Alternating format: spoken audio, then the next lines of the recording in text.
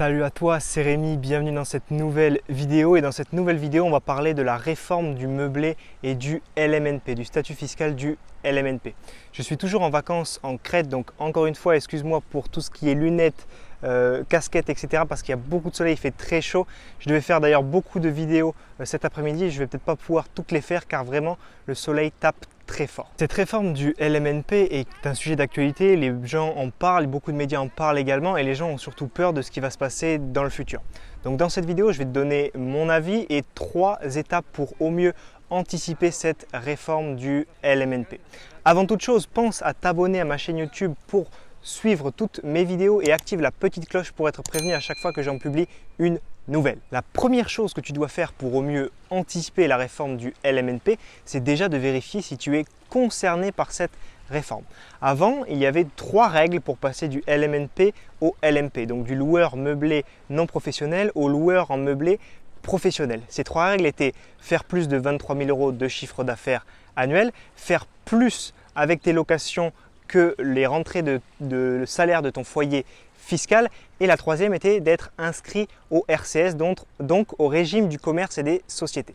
Cette troisième règle a été abolie, elle n'existe plus et donc maintenant il ne reste que 2 règles, faire plus de 23 000 € de chiffre d'affaires annuel avec tes locations et aussi faire plus que tes rentrées de salaire de ton foyer fiscal. Par le passé, une personne qui était au SMIC pouvait faire rentrer 200 000 € de loyer, donc plus que 23 000 € de chiffre d'affaires, plus que ses rentrées de salaire annuel, mais s'il ne choisissait pas de s'inscrire au RCS, il restait dans le régime du LMNP qui est plus avantageux fiscalement parlant que le LMP. Ce n'est plus possible maintenant car il ne reste que les 2 conditions que je t'ai évoquées précédemment, plus de 23 000 € de chiffre d'affaires et plus que l'ensemble de ton foyer fiscal, tu bascules en LMP. Mais la question c'est, est-ce que toi tu vas être concerné? Je te prends l'exemple d'un couple, un couple où chacun gagne 25 000 € à l'année, ça fait 25K et 25K, 50K à l'année, ça veut dire que tu peux faire jusqu'à 50 000 € de rentrée de loyer et rester en LMNP finalement. Parce que tant que tu fais plus de 23 000 €, ok, tu respectes une des conditions, mais il faut respecter aussi la deuxième pour passer LMP, c'est-à-dire faire plus que l'ensemble des recettes de ton foyer fiscal. Donc si tu fais moins de 50 000, mettons que tu fasses 45 000 € de rentrée de loyer annuel, tu resteras LMNP car tu respectes une seule des 2 conditions. Personnellement, je suis seul dans mon foyer fiscal et le temps que j'arrive à dépasser mon salaire plus mes revenus d'entrepreneur, j'ai largement le temps de voir venir. Le problème de beaucoup de personnes et qu'on me pose beaucoup de questions sur les réseaux sociaux à ce sujet-là, c'est que les gens ont peur du coup de faire plus de 23 000 € et plus que leur rentrée de salaire. Mettons que tu gagnes 20 000 € à l'année, si tu fais 23 000 €, tu respectes les 2 conditions, plus de 23, plus que l'ensemble des revenus de ton foyer fiscal, donc tu passes LMP. Ok, mais le problème, c'est que les gens qui se posent ces questions-là, c'est ceux qui ont 0 appartement, 0 investissement, qui ne sont pas encore passés à l'action et qui donc disent que prennent ça comme une excuse et disent « Ah ben oui, mais du coup maintenant c'est plus du tout avantageux, je ne vais pas me lancer parce que moi ce que je veux c'est faire rentrer 100 000 €, donc si à 23 je suis limité ou au-dessus de mon salaire je suis limité, j'arrête là ». Déjà, je te conseille de faire tes premiers investissements en LMNP. Classiquement, tu auras du temps devant toi. Si tu gagnes très peu d'argent, tu verras que tu pourras quand même aller jusqu'à 23 000 € de recettes. Et si tu gagnes mieux ta vie, si tu gagnes 30, 35, 40 000 €, tu pourras aller à des revenus conséquents avec du LMNP et tu auras le temps de voir venir et d'anticiper la suite après avoir fait tes premiers investissements.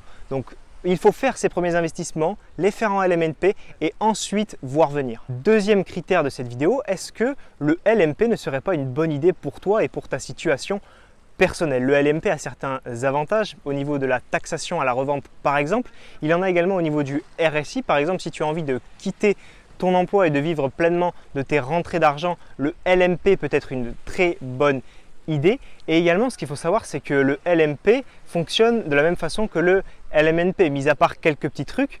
Le fait est que grâce à toutes tes charges déductibles et à tes amortissements, ce sera très facile de ne pas payer d'impôts sur tes rentrées de loyer. Le système d'amortissement et de charges est le même et donc la fiscalité reste très avantageuse. Tu pourras très facilement, comme en LMNP, ramener ta base imposable le plus possible vers 0 ou même dans le négatif et continuer à percevoir des rentrées de loyer sans payer d'impôts. Et je reviens à ce que je disais précédemment, le RSI, c'est vraiment quelque chose qui est fait justement pour les gens qui veulent quitter leur job et vivre de leur rente immobilière. Et ce n'est pas forcément un impôt, encore un impôt qui est encore mauvais. Les gens qui veulent vivre exclusivement de leur loyer, passer en LMP et utiliser le RSI, c'est une très bonne chose. Troisième chose que tu peux faire dans cette vidéo, c'est rester au statut du LMNP ou y revenir.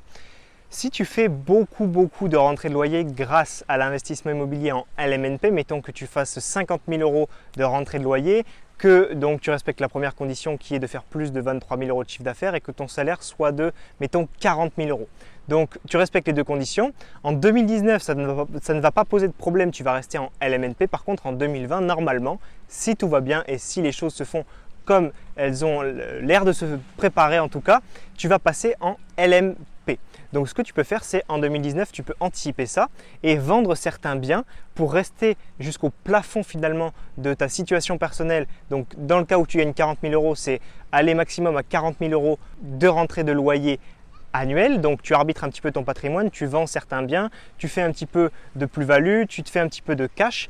Et après, ce que tu peux faire, c'est réinvestir différemment, monter des sociétés, monter des SCI à l'IR, à l'IS. Tu peux également investir dans des SCPI, mais si on ne parle pas forcément d'immobilier, tu peux investir en bourse, dans l'art, dans l'or ou dans tout autre placement. Le fait de rester en LMNP, donc au plafond maximum selon ta situation personnelle, ou de ramener finalement tes investissements pour rester en LMNP l'année prochaine, ça va te permettre de profiter du fait que quand tu vas revendre, les amortissements ne vont pas être pris en compte dans le calcul de la plus-value et tout un tas d'autres avantages qu'ont le LMNP. Et donc avec ça, tu resteras donc dans ce statut l'année prochaine et tu te seras fait du cash pour réinvestir selon différents modes d'investissement. Ce n'est pas encore très clair. On ne sait pas si lorsque l'on va respecter les deux conditions du LMNP, on passera automatiquement en LMP ou pas. Peut-être que le statut du LMNP va être remis en cause, peut-être qu'il va être modifié, son plafond va peut-être être augmenté.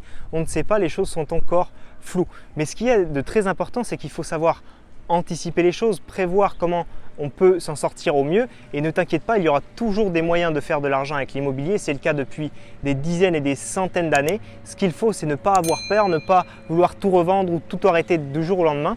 Il y aura forcément des moyens de s'en sortir. Au niveau des impôts et de l'administration fiscale, les choses changent souvent et ce qu'il faut, c'est ne pas avoir peur. Il n'y a pas d'urgence extrême à tout changer dans ta stratégie d'investissement. Tu vas pas te retrouver à poil du jour au lendemain sans rien ou avec des dettes énormes. Il y aura toujours une zone tampon, un moment où les choses vont se mettre en place doucement et donc à ce moment-là, tu pourras faire des choix arbitrés, etc. Pour résumer, les trois choses que tu dois faire pour anticiper la réforme du LMNP, c'est 1.